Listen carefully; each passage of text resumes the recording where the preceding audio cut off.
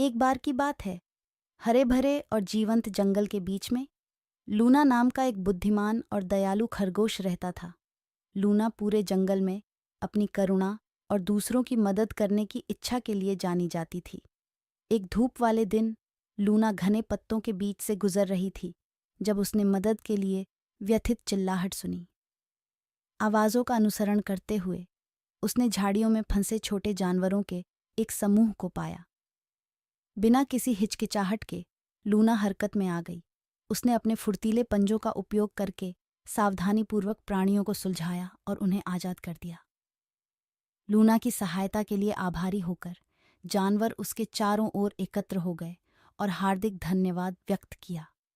समूह में ओलिवर नाम का एक बुद्धिमान बूढ़ा कछुआ था, जो लूना के निस्वार्थ कार्य से बहुत प्रभावित हुआ। वह लूना के पास आया और बोला, प्रिय लूना, आपकी दयालुता पर किसी का ध्यान नहीं गया। आपके साथ जंगल एक बेहतर जगह है।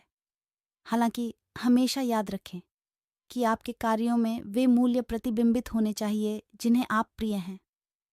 लूना ने ओलिवर के ज्ञान भरे शब्दों की सराहना करते हुए सिर हिलाया। उस दिन के बाद से लूना ने ज़रूरतमंद लोगों की मदद करना जारी रखा, हमेशा जंगल समुदाय पर उसके कार्यों के प्रभाव को ध्यान में रखते हुए।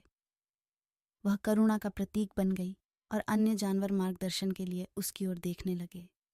एक दिन लूना का सामना मिलो नाम के एक शरारती बंदर से हुआ, जो अपने साथी जंगलवासियों के साथ मजाक करने के लिए जाना जाता था। लूना ने मिलो को डांटने के बजाय समझदारी और दयालुता के साथ उससे संपर्क किया। उन्होंने शरारती बंदर के व्यवहार में सकारात्मक बदलाव लाने की उम्मीद करते हुए एकता और सहयोग की कहानियां साझा कीं।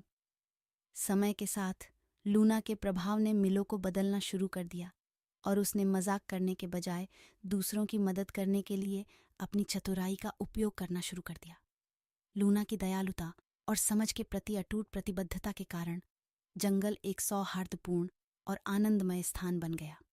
कहानी का सार यह है कि दया और करुणा शरारत और गलतफहमियों के बावजूद भी सकारात्मक बदलाव ला सकती है।